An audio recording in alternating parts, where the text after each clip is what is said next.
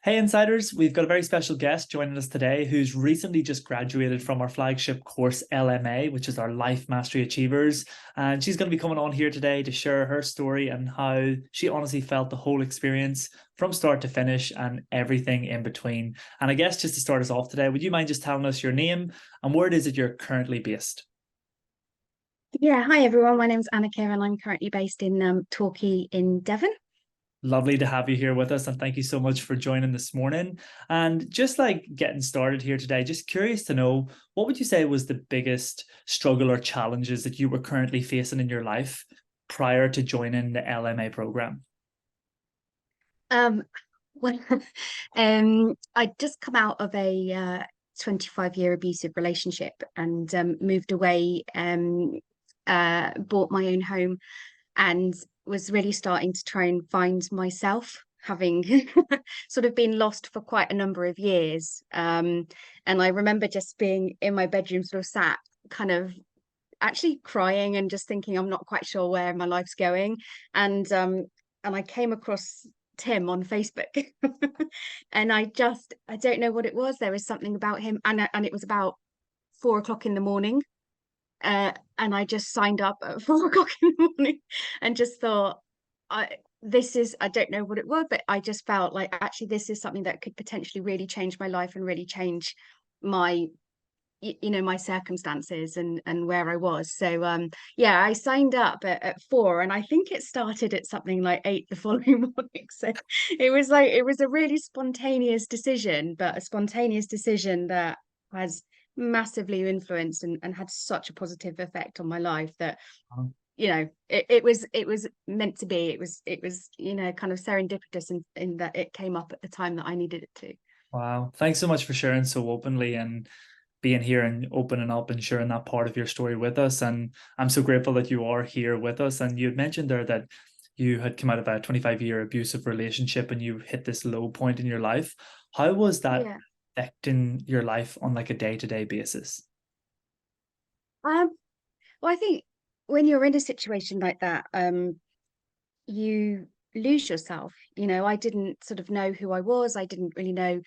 I didn't have a voice. I didn't feel like that my essence of my being was valued or was valuable. And I sought validation for things in work, so I pushed myself in work because it was the place where I felt that I could be validated, that my skills and knowledge and experience and my voice had a meaning, if you like. um and yeah, and I think it sort of it affects your self-esteem, it affects your confidence. It really, you don't realize until you're out of it and you look back and you think, gosh, I don't even recognize that person anymore. you know I sort of don't, because when it's all consuming and you're sort of overwhelmed in it, it's really difficult to kind of navigate those paths and to kind of think about, well, why am I behaving like this? Why have I allowed this to happen? It's those sorts of things where you sort of start to question. And I think, LMA was the start of that journey, allowed me to start to really, ask some of those questions and really take responsibility, but in a supportive and a compassionate way, not in a, kind of everything that's happened is your fault. In a, actually, let's have a look and understand why you've got to where you've got to. Let's delve deeper into the kind of those limiting beliefs that have held you back from being the person that you want to be. Wow. Thanks so much for sharing yet again so openly and honestly. And I just want to say I'm so happy that you're through to this side of life right now and you're on this journey and this Yeah. chapter right now. And Annika, what would you say was your main concern that may have prevented you from coming on board the LMA journey or getting involved in the LMA program? And if there was any concerns, how did you put them to rest and step forward in faith and make that commitment to be here now? Well, I'll be very honest with you. When I first started it, when I first started LMA and it was in 2021, I got through to about week 5, and then work imploded. And I ended up kind of actually not finishing at that particular point. So I got to week 5 and then work got really, really crazy because I was working in the NHS through the pandemic, through COVID, and as head of nursing and therapies. And it was, 16, 17-hour days, covering six people's jobs. It was all consuming and sort of, and I sort of had to and I put it to one side and again, didn't prioritize because it also got to that point in the program where it was like taking that step forward. And I've since been able to realize that actually it was also myself holding me back from kind of stepping forward and making that jump. Come fast forward to 2022, and the NHS restructured, and I was given my P45 after all. So I got to a point last year where I was, didn't have a work, but also it massively impacted on my health. And I think I've spoken before as well. So I ended up not able to walk in December and Oh, needed major spinal surgery. And that's been really intensive physio as a result of that. And again, it's kind of like I hit rock bottom and I made a commitment and I said, this is because you haven't finished. So I restarted. I thought I'm not going to start a week. I completely restarted again, recommitted, went through the program. I've been through LMA so twice now. I finished the first session, then did it again straight away and really kind of committed to all the activities. Went to the fast track events, joined up to, other, courses which were around personal development and really made that commitment to myself. And I can honestly say that, yes, I don't still have a job in that I'm still going through rehab and I'm still working through, kind of physical, but that quote about, kind of it's not actually your physical, it's not your, it's your mental mindset that kind of impacts and limits your physical abilities. So my commitment was I was going to be up and walking, and I am. And wow. then it was like, right, now I'm going to be doing like an hour of yoga by the end of the year, so I am.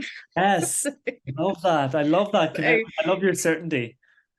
yeah, so it's just like, but I think actually what that shows as well is that it isn't, kind of success, or however you measure success or define success, it isn't a linear trajectory. It's not that you go from A to B. It's ups and downs, it's troughs, it's peaks, it's, and the thing about LMA is having that family and that community of support around you, so that when you are really low, you can just reach out and there's somebody that's been there, there's somebody that's there just to give you that support, that encouragement.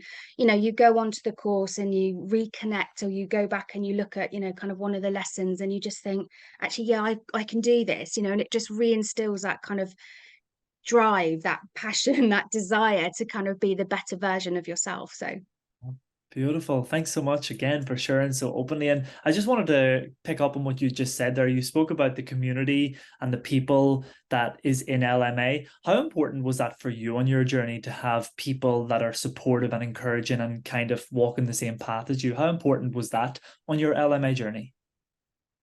I think it's invaluable, absolutely invaluable. Um, And I think probably the one of the biggest things that I would say as well is having an accountability partner, because my so I have an accountability partner that lives 5.5 hours away from me. We've met up twice, um, actually in person, and it has been fantastic. And her journey and my journey has just accelerated because we meet on Zoom every week. We hold each other accountable, but we share that compassion and that understanding that sometimes life gets in the way. But if I'm down, we're on WhatsApp, we reach out, we talk, we communicate. So I would, urge anybody that is thinking about, or, slightly anxious about having an accountability partner, don't be. It's been one of the biggest things that's made a difference to me and also to Izzy, because I know, her life has changed significantly from where she was back in January as well. And I'm not saying it's solely that, but it's having that, person that has got your back, is there. And when we met up, it was the best partnering, Wow.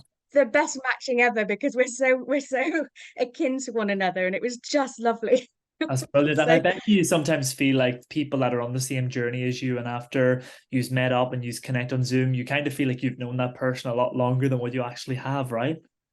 absolutely. And I think the thing is, there's that saying, isn't there, that people come into your life for a reason, a season, or a lifetime, That's and certainly within LMA, people come in and you're connected to people for, specifically for a reason, because you're all there to develop and to better yourself. But actually, some of those connections, are going to be lifelong connections. Facts. And it's not about the kind of length of time that you've known somebody, it's about the quality of the interaction that you have with them. And sometimes you can connect with somebody like my accountability partner, and I know that she and I will be friends, for life. And we're invested in each other's families. We know, kind of it's and I've known her 5 months, but she knows me and understands me, and I'm vulnerable with her in ways that I'm not vulnerable with people that I have in my own life that I've known for very much long, for a lot longer. That's wonderful. That's so wonderful. I love that. Love that. And moving on from there, how would you summarize Tim as like a teacher, facilitator, trainer? What would you say about Tim? Oh, how would you describe him in one word?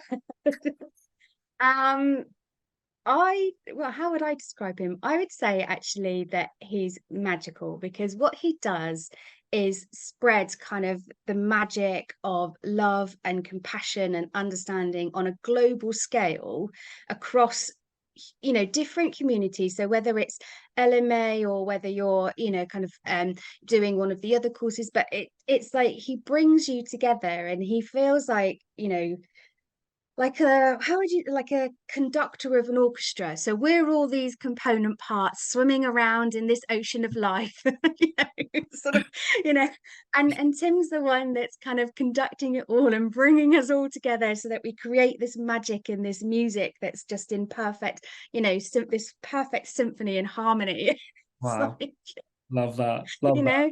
know and sometimes, and you need somebody that's an inspirational leader. You need somebody that actually kind of is vulnerable as well. And I love the fact that he's really open about his own experiences and shares that with people, because you connect to him, and I think that's what I love about LMA, because it feels like it's like, in we're all connected in some way through this, through our experiences, through life, through the journey that we've been on.